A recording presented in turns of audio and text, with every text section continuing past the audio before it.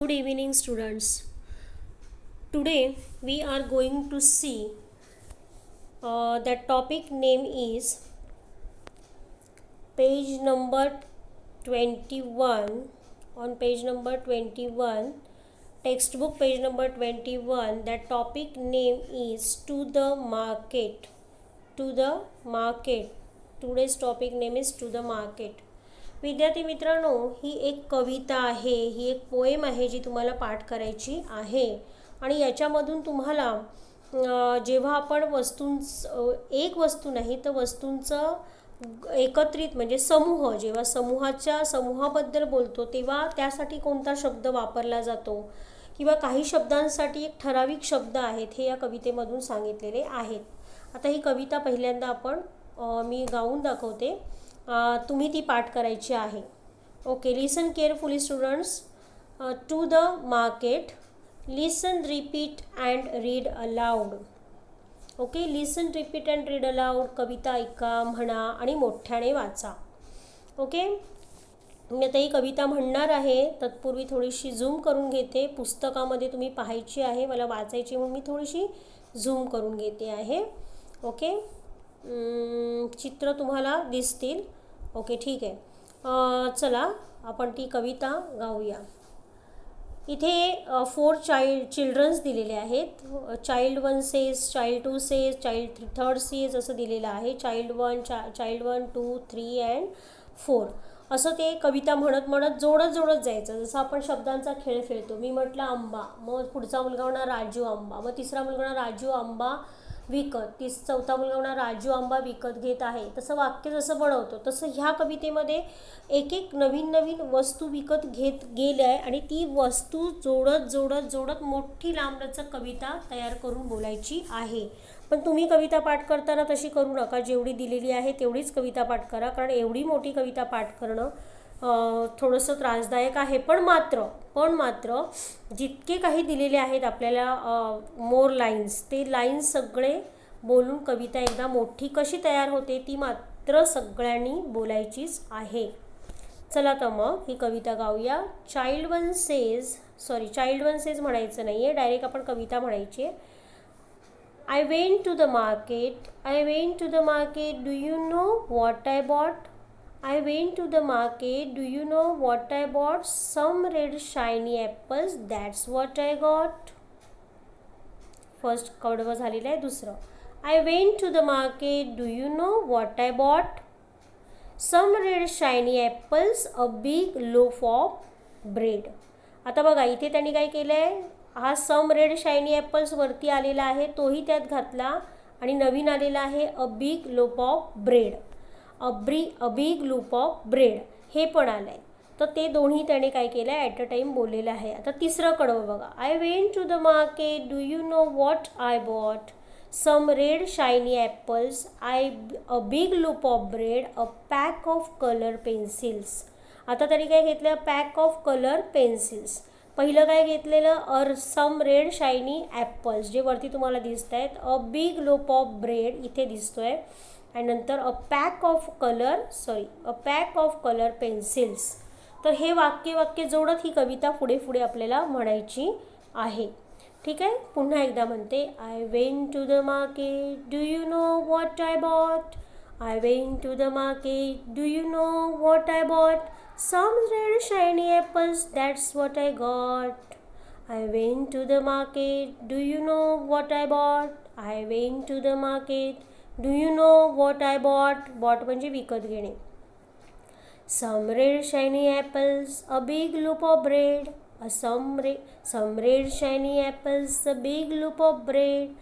That's what I got. I went to the market, do you know what I bought? I went to the market, do you know what I bought? Some red shiny apples, a big loaf of bread, a pack of color pencils. That's what I got. Okay, अशा प्रकारे ही कविता म्हणायची आहे. ठीक आहे, आता हे जे सगळी आहेत जी आपल्याला वाक्य दिलेली आहेत ती मी तुम्हाला बोलून दाखवणार आहेत. जी अदर सेंटेन्स दिलेले आहेत, मोर लाईन्स दिलेले आहेत बाजूला, ते आपण वाचन करणार आहोत. आता हे काय आहे, रेड शायनी ॲपल्स म्हणजे काय, काही चमकणारे असे सफरचंद त्यांनी विकत घेतले. बॉट म्हणजे विकत घेणे. ओके. नेक्स्ट काय घेतले त्याने, हे काय आहे, अ big loaf of bread. Loop म्हणजे लादी, ब्रेडची लादी, मोठी त्याने पावाची लादी घेतली. A loop of bread. Next त्याने काय घेतलेलं आहे, अ pack of colour pencils. A pack of colour pencils म्हणजेच रंगीत पेन्सिलींची पेटी. हे आपल्याला कवितेत दिलेलं आहे. आता पुढे काय दिलं आहे बघा, थोडं मोठं करते म्हणजे तुम्हाला वाचायला बरं. ठीक आहे. आता हे काय आहे, एक पोतं दिसते तुम्हाला. पोत्याला इंग्लिशमध्ये काय म्हणतात, sack. A sack of gram flour. आता ग्रॅम फ्लोअर म्हणजे काय, बेसनाचं पीठ, चण्याचं पीठ आपण म्हणतो ना बेसन, ते. सॅक म्हणजे पोतं, म्हणजे याचा अर्थ काय, चण्याच्या पिठाचे पोते. हे काय आहे, चण्याच्या पिठाचे पोते. चला आता पुढे जाऊया. अ pack of liquid soap. A pack of liquid soap म्हणजे काय, लिक्विड म्हणजे द्रवरूप साबणाचा संच. पॅक ऑफ किंवा पॅकेट म्हटलं तरी चालेल किंवा पाऊच म्हटलं तरी चालेल. पुढे काय आहे, हे काय आहे आता बघा, पुढे दिलं आहे some juicy ripe mangoes.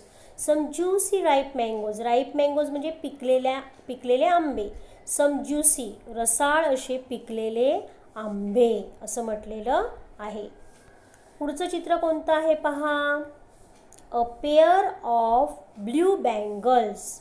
A pair of blue bangles. Pair म्हणजे जोडी, ब्ल्यू बँगल्स म्हणजे बांगड्या, निळ्या बांगड्यांची जोडी. पुढे काय दिले बघा, a big jar of honey. हनी म्हणजे मध, बिग जार म्हणजे मोठी बाटली, म्हणजे मधाची मोठी बाटली. पुढे बघा कसलं चित्र दिलंय, a bunch of big bananas. A bunch, त्याला आपण बंच म्हणतो, घड म्हणतो की नाही केळ्याचा.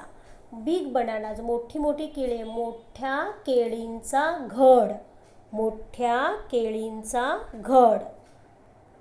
पुढचं चित्र काय दिलंय, a string off white flowers. A string off white flowers म्हणजे व्हाईट फ्लावर्स पांढरी फुलं. स्ट्रिंग्स म्हणजे काय, स्ट्रिंग म्हणजे माळ, पांढऱ्या फुलांची माळ. ही काय आहे, पांढऱ्या फुलांची माळ आहे. अशा प्रकारे तुम्हाला ह्या काय दिलेल्या आहेत, ओळी दिलेल्या आहेत आणि त्या जोडून तुम्हाला काय करायची, कविता ही म्हणायची आहे. पण तरीसुद्धा तुम्ही ती जोडून म्हणू नका. एवढी तुम्हाला मोठी जर पाठ होत असेल तर मला काहीच प्रॉब्लेम नाही आहे, आनंदच आहे. जर होत नसेल तर प्रयत्न करा, नाही झाली तर निदान ही तीन कडव्यांची जी आहे, पहिली ती चाइल्ड 1, 2, 3 असं आहे, ती 3 चिल्ड्रनची म्हटली तरी चालेल. I went to the market, do you know what I bought? Some red shiny apples, that's what I got. I went to the market, do you know what I bought? Some red shiny apples, a big loaf of bread, that's what I got. I went to the market, do you know what I bought? Some red shiny apples, a big loaf of bread, a pack of color pencils, that's what I got, that's what I got, that's what I got. Okay, सगळ्यांना ही कविता नक्कीच समजलेली असेल. आता पुढचा भाग आपण जो बघणार आहोत, the next topic name is Manu's maths. काय टॉपिकचं नाव आहे, मनूज मॅथ्स. आता हे जे आहे मॅथ्स म्हणजे मॅथ्सशी संबंधित असं हे काय आहे, एक तुम्हाला ॲक्टिव्हिटी दिलेली आहे. तर ही ॲक्टिव्हिटी आपल्याला काय करायची, पूर्ण करायची. मनूज म्हणू शकता, मुनूज म्हणू शकता, मनूज जरी म्हटलं तरी बरोबर आहे.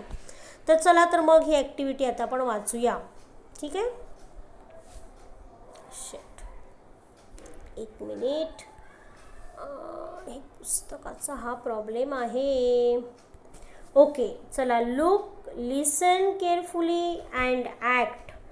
ऐका, लक्षपूर्वक ऐका असं त्यांनी म्हटलंय आणि काय करा, त्यानुसार कृती करा. चला आपण वाचूया. पहिलं काय म्हणते, teacher said now I am going to read aloud a paragraph from your book. चला तर मुलांनो, मी आता तुमच्या जे पुस्तकात पॅरेग्राफ दिले ते मी वाचणार आहे.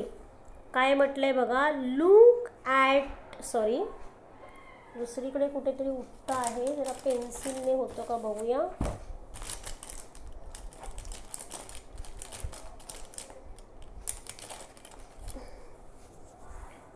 लुक ॲट नाही होते, लुक ॲट इट केअरफुली, काळजीपूर्वक पहा. इट हॅज सम पिक्चर्स, त्याच्यामध्ये काही तुम्हाला पिक्चर्स म्हणजे चित्र दिलेली आहेत, अँड नंबर्स आणि आकडेसुद्धा दिलेले आहेत, खाली दिसत आहेत ना ते.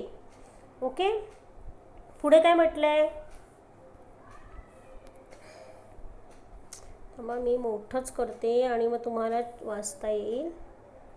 ओके, तिसरी ओळ काय दिली आहे बघा, I read the words and stop at the pictures and numbers.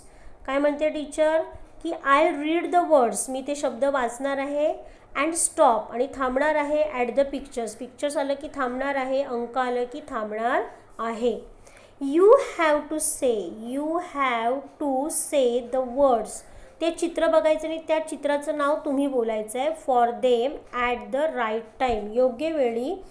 ते वाचता वाचता जेव्हा चित्र येईल तर ते चित्राच्या ऐवजी ते चित्र कशाचं आहे, तो अंकाचं नाव काय ते आपल्याला बोलायचं आहे. जसं इयत्ता दुसरीमध्ये बघा चित्र वाचनामध्ये तुम्हाला धडा वाचनामध्ये मध्ये मध्ये चित्रसुद्धा दिलेली होती आणि मग त्या आजीची पिशवी वगैरे गोष्ट होती ना, त्याप्रमाणे असा हा लेसन आपला आहे. This is how we will read together. Reading, this is how we will read together. आता आपण त्याचं काय करणार आहोत, वाचन करणार आहोत. कसं वाचन करणार आहोत ते पहा. चला तर मग रेडी आहात ना, आपण कसं वाचन करणार बघूया. बघा, Manu's mother told her to go to the market. I need पहिल्याचा अर्थ सांगते. Manu's mother told her to go to the market. मनूची आई तिला काय म्हणाली, तिला मार्केटमध्ये जा असं म्हणालेली आहे. पुढे ती काय म्हणते, I need half a kilo each of.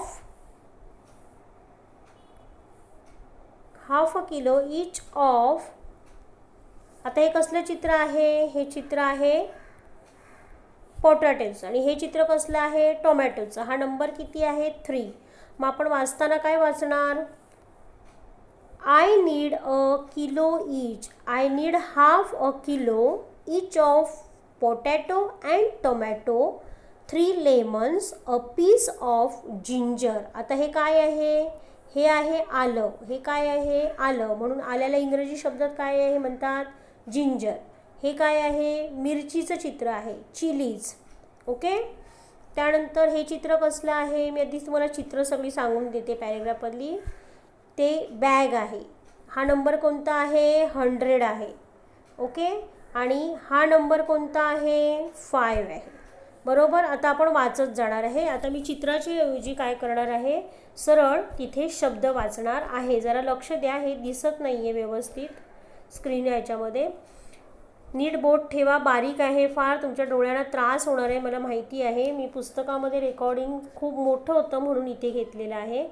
बघा, मनूज मदर टोल्ड हर, मी पुन्हा वाचते. A paragraph. Manu's mother told her to go to the market. मनूची आई तिला म्हणाली की मार्केटमध्ये जा. I need half a kilo each of potato. मला अर्धा किलो पोटॅटो अँड टोमॅटो हवे आहेत. 3 लेमन्स, 3 लिंबू. अ पीस ऑफ जिंजर, आल्याचा तुकडा, 3 लिंबू. अँड सम चिलीज, आणि काही मिरच्या हव्या आहेत. असं ते वाक्य तयार झालं. आता पुढे काय म्हटलंय, टेक दीज. आपण काय म्हटलं, तिथे बॅग आहे. Take these bag and this 100 rupee note. ही बॅग आणि 100 रुपयाची नोट घे. Be careful and come back before 5. Be careful, काळजीपूर्वक जा आणि come back before, come back म्हणजे परत ये, बिफोर 5, 5 वाजायच्या आधी घरी ये, परत ये. आता पुढे काय म्हटलंय बघा. Manu brought the potato. ब्रिंगचा भूतकाळ ब्रॉट होतो म्हणजे आणले. ब्रिंग म्हणजे आणणे आणि ब्रॉट म्हणजे आणले. मनूने काय आणले? पोटॅटो आणि टोमॅटोचं चित्र दिसते. पोटॅटो आणि टोमॅटो आणले आणि किती लिंब सांगितलेली आईने? 3 लिंब. She brought 4 lemons and some chillies. I did not get any ginger. ती काय म्हणते? तिला जिंजर पण आणायला सांगितलं पण ती काय म्हणते? I did not get any. ते चित्र कसलं आहे? जिंजरचं. मला एकही जिंजर म्हणजे आलं मिळालं नाही. मनू सेड. असं कोण म्हणाली? मनू म्हणाली. फुल स्टॉप दिलाय. तिचं वाक्य संपलं. पुढे काय म्हटलंय? तिची आई म्हणते never mind sed her mother. तिची आई म्हणाली नेवर माइंड, हरकत नाही. अशा प्रकारे हा पहिला पॅरेग्राफ आपण वाचला. त्याच्यामध्ये potato, tomato, 3, ginger, chilli, bag, 100 rupees, 5 o'clock, 4 अशी चित्र दिलेली होती आणि त्या चित्रांचं आपण शब्दात रूपांतर करून हा पॅरेग्राफ वाचला. सर्वांना समजलाच असेल. नाव बी पॅरेग्राफ. आता बी पॅरेग्राफमध्ये काय दिलंय बघा. आता इथे हे एक मॅथ्सचं आहे. मनूज मॅथ्स आहे म्हणून मॅथ्सशी रिलेटेड, तुमच्या गणिताशी रिलेटेड असं छान इंग्लिशमध्ये हे एक गणित आहे. तुम्हाला समजलंच पाहिजे कारण आता तुम्ही 4th स्टँडर्डमध्ये. चला, first of all I read this paragraph. Manu's uncle gave her. आधी मी चित्रांची नावं सांगत जाते तुम्हाला पहिल्यांदा पुढा करून. हे this is the picture of biscuit. इथे वाचायचे कैची नाही, सीझर नाही, कट, कारण पुढे टिंब टिंब दिलाय म्हणून कट. This is 12. इथे वाचायचे पॅकेट. पॅकेट आहे ते बिस्किटचं पॅकेट पुढं आहे म्हणून पॅकेट वाचायचे. 2, 1, 1 बिस्किट. कॅट आहे ही, डॉग, आणि इथे एकूण 4 बिस्किट्स दिलेले आहेत. असं हे संपूर्ण काय आहे पॅरेग्राफमध्ये चित्र दिलेली आहेत. पण आता पॅरेग्राफ वाचताना मी तिथे त्याच्याऐवजी शब्द वाचणार आहे. तो लक्षपूर्वक ऐकायचा आहे. Listen carefully what I am reading now. Now B paragraph I start to read. Listen carefully. Manu's uncle gave her a packet of biscuit. मनूच्या काकांनी तिला एक बिस्किटचा पुडा दिला. पुढे बघा, पुढे पुढे तुम्ही नजर फिरवायची. मी ते दाखवत नाही आहे तुम्हाला कारण इथे ॲरो वगैरे काहीही येत नाही आहे, त्यामुळे मला दाखवता येत नाही, पॉईंट आऊट करता येत नाही आहे. पुढे मनू कट. आता कैचीच्या इथे पण सीझर नाही म्हणायचं, ते पुढे कापण्याचं चिन्ह दिलं आहे म्हणून Manu cut the packet open. Sorry, Manu cut the packet open. मनूने पुडा कापला आणि ओपन केला, खुला केला. There were 12 biscuits in packet. There were त्या पॅकेटमध्ये, आता ते इन द पॅकेट, पॅकेटमध्ये किती बिस्किट होती? 12, 12. Next sentence. Manu gave 2 of them to her uncle. मनूने त्यातील 2 बिस्किटं तिच्या काकांना दिली. बघा, नीट लक्ष द्या. मनूने किती बिस्किटं दिली काकांना? 2 बिस्किटं दिली. लक्षात ठेवायची, बोटाकडे करा 2. नंतर 1 टू हर मदर. एक तिच्या आईला दिले. And 1 to her father. आणि एक तिच्या पप्पांना दिले. बघा, 2 कोणाला दिले? आधी काकांना दिले, मग आईला एक दिलं, पप्पांना एक दिले. एकूण बिस्किटं किती होती वरती? 12. ते लिहून घ्यायचं तुम्ही वहीवर. हां, शी एट. किती बिस्किट दाखवले तिथे? 2. शी एट 2 बिस्किट दाखवलेत म्हणजे 2 biscuit herself. She ate 2 biscuit herself. स्वतःसाठी किती बिस्किटं खाल्ली? 2 बिस्किटं खाल्ली. Okay. Then she gave her कॅटचं चित्र दिले. मग तिने कोणाला दिले? तिच्या मांजरीला 1 biscuit and her dog 1 biscuit each. कॅटला आणि डॉगला 1 बिस्किट इच म्हणजे कॅटला 1 दिले आणि कुत्र्याला 1 दिले. Then how many biscuits were left. मग आता किती बिस्किटं उरली सांगा बरं.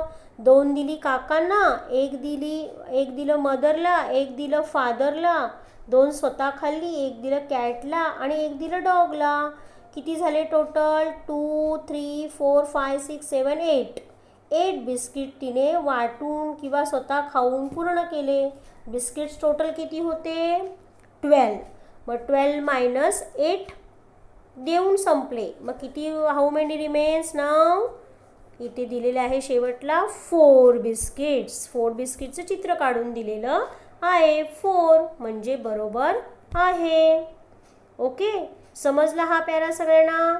पुन्हा एकदा वाचते, पटापट लक्ष द्या. Manu's uncle gave her a packet of biscuit. Manu cut the packet open. There were 12 biscuits in the packet. Manu gave 2 of them to her uncle, 1 to her mother and 1 to her father. She ate 2 biscuits herself. Then she gave her cat and her dog 1 biscuit each. Then how many biscuits were left? Answer is 4 biscuits. Okay. असा हा para चित्रासहित वाचायचा आहे. आता पुढचं बघूया आपण. Next page बघा. आता इथे काय म्हटलं आहे? चला आता हे नवीन सी पॅराग्राफ आपण वाचणार आहोत. याच्यामध्ये पानच घेऊन तुम्ही बसायचं आहे आणि हिशोब नीट करायचा आहे. तुम्हाला मॅथ्स हा विषयसुद्धा आहे. सगळ्यांनी गोंधळ घालायचा नाही. बघा आता हे नीट लक्ष देऊ नये का. चला आता मी पहिल्यांदा चित्र काय काय आहे ती तुम्हाला सांगते. फ्लावर्स, याला फ्लावर्स म्हणायचं. She bought 10 strings, counted the flowers.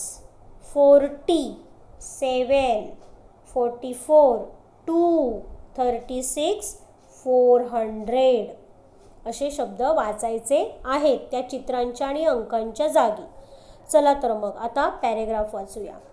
Manu saw some strings of flowers. मनूने काही स्ट्रिंग्स म्हणजे माळा, फ्लावर्स म्हणजे फुलं, फुलांच्या माळा पाहिल्या. In the market. कुठे पाहिल्या? मार्केटमध्ये काही फुलांच्या माळा पाहिल्या.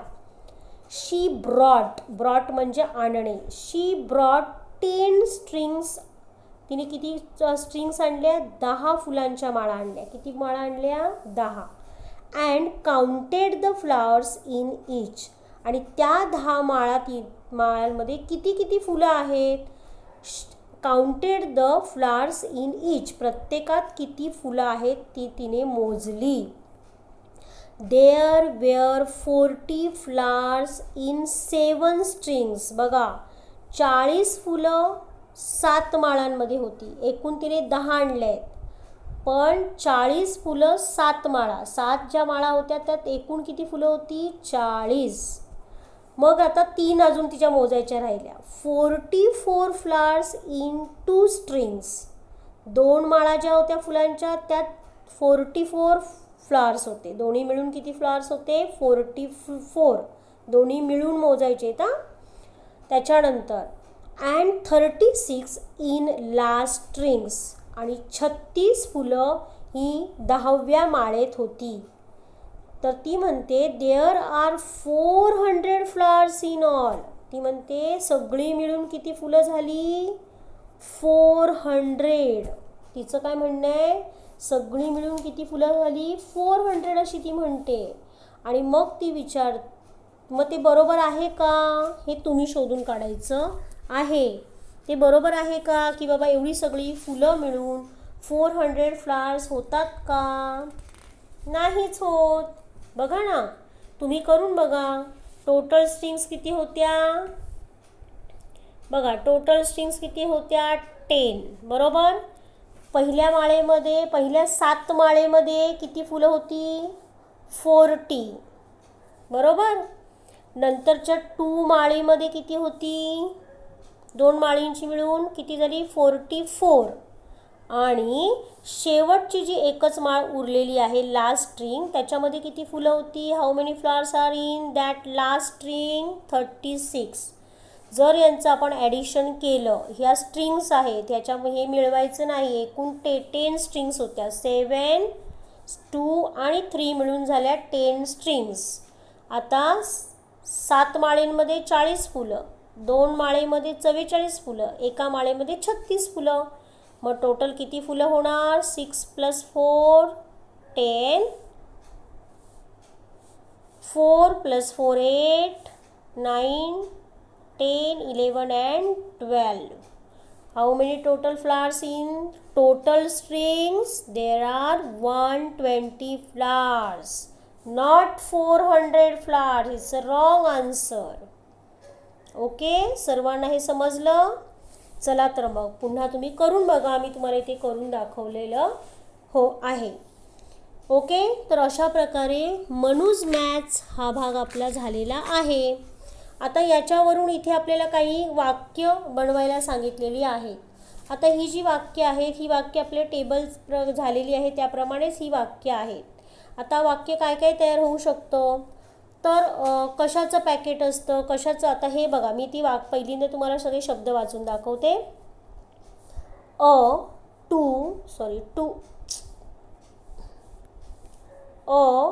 2 5 packet bunch sacks kilograms litres metres lump.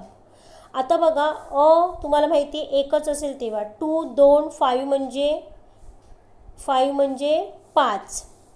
Okay, packet म्हणजे पुडा बंच म्हणजे गुच्छ घड सॅक्स म्हणजे पोती. आता पोती कशाची असतात केळ्यांची बिळ्यांची पोती आपण म्हणत नाही बरोबर की नाही. त्यानंतर किलोग्रॅम्स आपण किलोग्रॅम्स हा शब्द कशासाठी वापरतो हे तुम्हाला आता माहिती असणं गरजेचंच आहे तुमचं मॅथ्समध्ये झालं आहे. लिटर्स लिक्विड पदार्थांसाठी किलोग्रॅम्स आपण धान्यांसाठी भाज्यांसाठी वापरतो. मीटर्स आपण उंची लांबी मोजायची असेल तर मीटरमध्ये मोजतो मग ती रस्त्याची असू दे रिबीनची असू दे कपड्याची असू दे तर वापरतो. लंप म्हणजे ढिकळा तुकडा जसा गुळाचा ढिकळ असतो तुकडा असतो बरोबर की नाही. तर त्याच्यासाठी हा शब्द वापरतो. तो आपण काही पाणी लंप ऑफ वॉटर म्हणू शकत नाही. जर पाणी म्हणायचं तसं असेल तर आपल्याला लिटरच म्हणावं लागतं. दूध म्हणायचं असेल तर लिटरच म्हणावं लागतं. म्हणजेच काय तर हे जे सगळे शब्द दिलेले आहेत हे शब्द द्रवरूप आणि काही स्थायी रूप म्हणजे लिक्विड फॉर्ममध्ये आणि काही जे आपण वस्तू वगैरे विकत घेतो त्या वस्तू कोणत्या मापामध्ये विकत घेतो त्यासाठी दिलेले हे शब्द आहेत. ठीक आहे. आता पुढे शब्द काय दिलेत बघा. ऑफ नंतर दिले कॅन्डल्स म्हणजे मेणबत्त्या बुक्स म्हणजे पुस्तके ग्रेप्स म्हणजे द्राक्षे पेन्सिल्स म्हणजे पेन्सिली ऑइल म्हणजे तेल मिल्क म्हणजे दूध शुगर म्हणजे साखर. हे शब्द पण तुम्हाला माहीत असणं गरजेचे ते सगळे झालेले आहेत.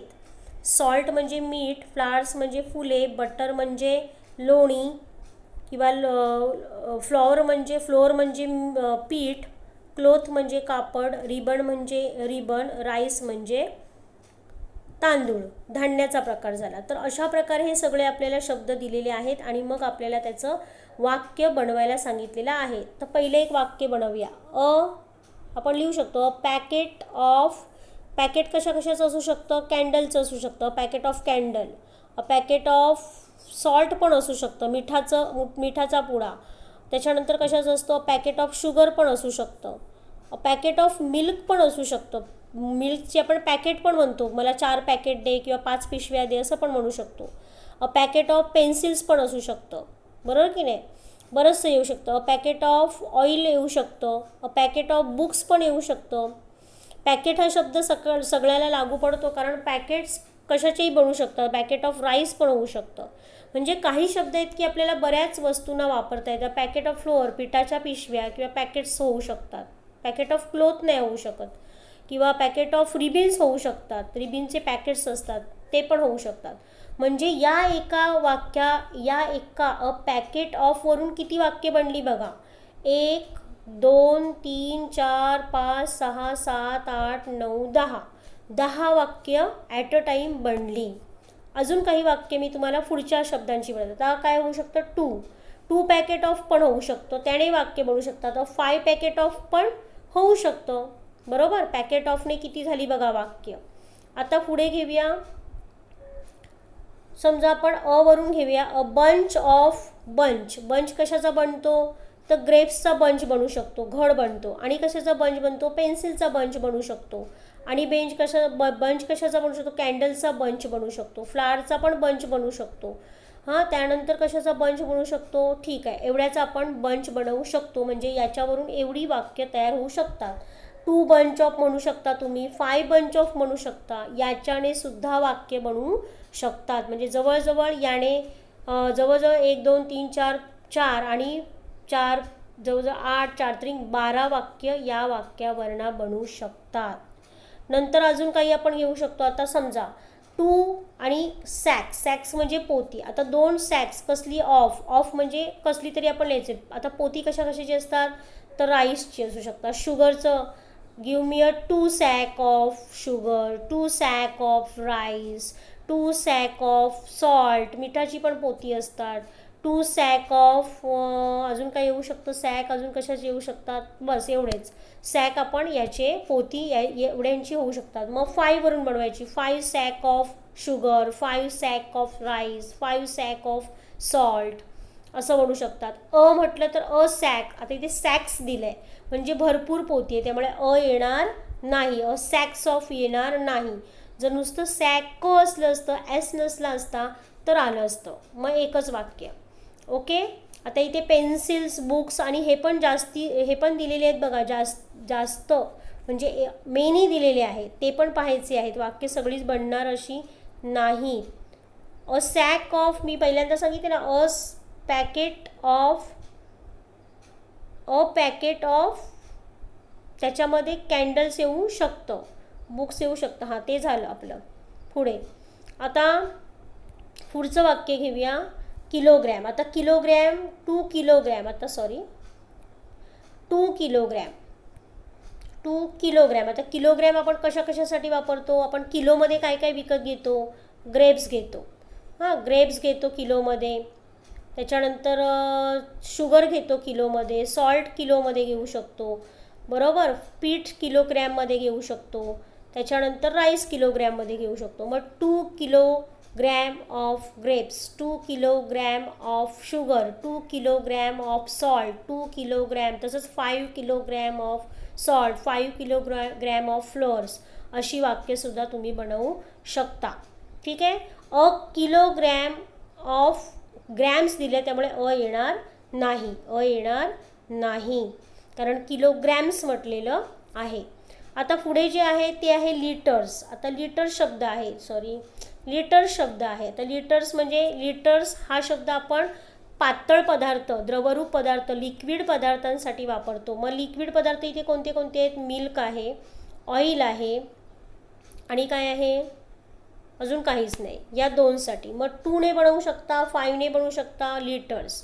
ही वाक्य तुम्ही एवढीच होणार. 1 2 समजा 2 वरना 2, 5 वरना 2 वाक्य बनवू शकतात.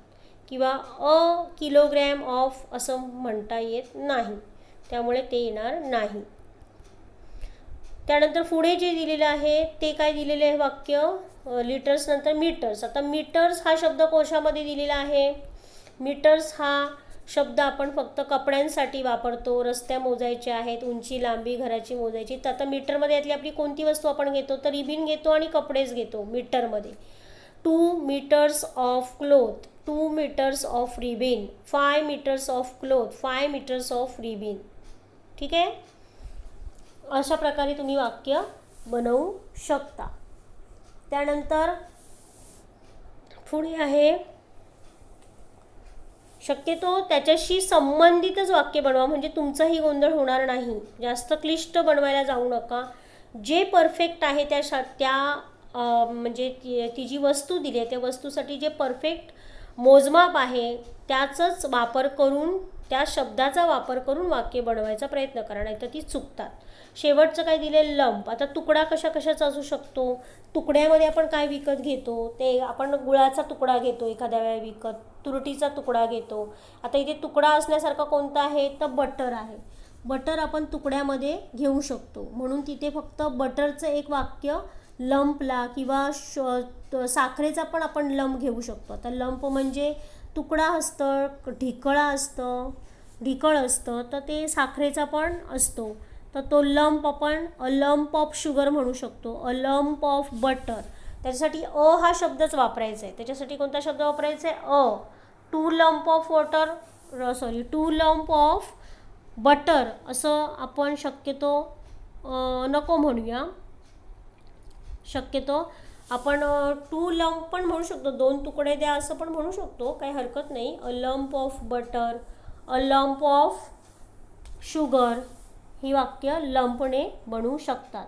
तर अशा प्रकारे तुम्ही ही वाक्य काय करायची, वहीमध्ये लिहून काढायची आहेत या चार्टप्रमाणे. ठीक आहे, सगळे शब्द मी तुम्हाला वाचून दाखवलेले आहेत. आता नेक्स्ट काय दिले त्यांनी, शेवट क्वेश्चन नंबर 3 दिला आहे, मेक अ शॉपिंग. शॉपिंग करा, make a shopping list that has 10 things in it. Shopping list तुम्ही तयार करायची आहे. आता इथे आपण शॉपिंग केलेली आहे, तर शॉपिंगला आपण काय काय गेल्यावर शॉपिंग काय काय करतो त्याची लिस्ट बनवायची, 10 वस्तूंची नावे द्यायची. मग तुम्ही काय काय घेता, तुम्ही क्लोथ्स घेता, तुम्ही बिस्किट्स घेता, तुम्ही शुगर घेता, टूथपेस्ट घेता, फ्रूट्स घेता, राईस घेता, वीट घेता, सोप घेता, बरोबर की नाही, फ्लावर्स घेता, वीट फ्लोअर घेता, हो की नाही, मिल्क घेता. भरपूर काही अशा वस्तू आहेत की आपण त्या शॉपिंग करताना घेतो. त्याची इथे काय करायची आहे, लिस्ट तयार करायची आहे. म्हणजे तुम्ही वहीमध्ये त्या 10 वस्तूंची नावं लिहायची आहेत. वस्तू अशा लिहायच्या आहेत की ज्याचे अर्थ आपल्याला समजतात आणि ज्याच्या स्पेलिंग्ज आपल्याला लिहिता येतात, जेणेकरून परीक्षेला जरी हा प्रश्न आला तरी तुम्हाला तो लिहिता येऊ शकतो. ठीक आहे, तर आजचा हा 2 भाग मी शिकवलेले आहेत. व्हिडिओ बराच मोठा झालेला आहे, तो तुम्ही मात्र पाहायचा आहे. टू द मार्केट ही कविता 3 कडव्यांची ती पाठ करायची आहे. आणि मनूज मॅथ्स हा जो आपल्याला ॲक्टिव्हिटी दिलेली आहे, ही ॲक्टिव्हिटीसुद्धा वाचायची आहे मोठ्याने. त्याचं वाचनामध्ये तुम्हाला मी हे वाचा म्हणून सांगू शकते तोंडी परीक्षेला, त्यामुळे याचं रीडिंग करायचं आहे. ठीक आहे, हा दिलेला जो अभ्यास आहे टेबलचा आणि क्वेश्चन नंबर 3चा तो करून पाठवायचा आहे. ठीक आहे, that's all for today. Take care my dear students and bye bye.